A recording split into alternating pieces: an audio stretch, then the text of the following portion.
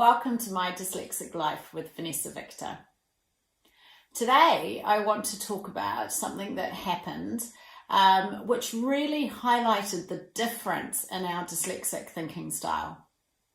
You know, I do talk about dyslexia so much that sometimes I kind of forget how different our brains perceive information. And earlier this week I was going somewhere, and it was actually it was Steve and Becky and I were meeting up, and we'd been meeting online, so I was used to seeing Stephen like on the computer screen and could see the background of his living room. Anyway, we'd never been to this place before, so we were driving over there and, you know, following Google maps and things. I mean, thank goodness for those, huh? But anyway, that's another post. And what was really interesting is we pulled up outside and Becky was kind of like, oh, I wonder if this is it. And I was like, yeah, definitely, because those are the windows that you can see in the background. And she just kind of looked at me and went, what do you mean? And I was like, well, I can see what those windows look like from inside the room. And, you know, she had this really bemused look on her face. And for me, I was kind of like, what? It's so natural that actually what I had done in that moment is I had changed my perspective in my imagination, and I was actually inside the room of where we were looking at, and I could see that the windows looked the same as they did on the video. And it's not until these moments happen, it's not until these differences kind of get highlighted to you, because it's such a natural way of thinking.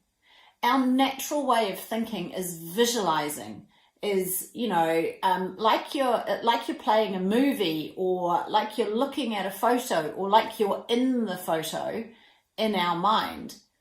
And that's exactly what I'd done. So although my physical body was sitting outside in the car, outside the building, I had, using my imagination, perceived myself inside the building, and I could see that the windows matched.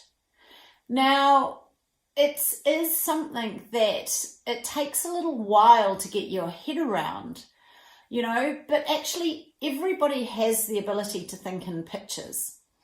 You know, if I said to you, think about your front door, what do? You don't have a paragraph of a description of your front door, do you? No, you just visualize your front door. So everybody has the ability to use this part of their brain and to think visually.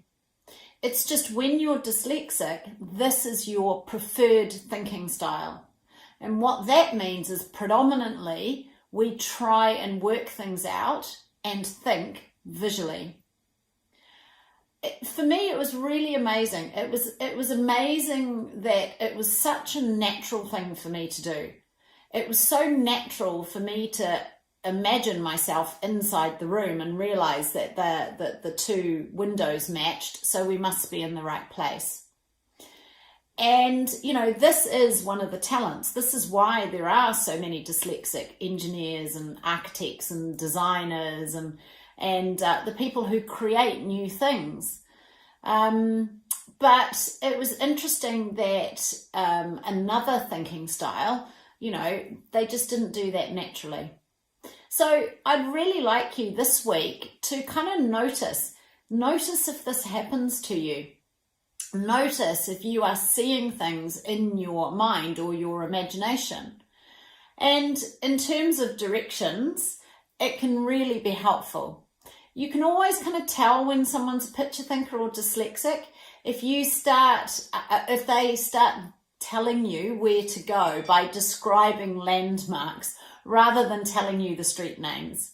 So it'll be kind of like, oh, you know, you go up the hill and then there's a big tree on the right and in front of you is a church, and at that intersection, that's when you turn left, and then you kind of drive around a bit of a bendy bit and there's this white house on the left-hand side.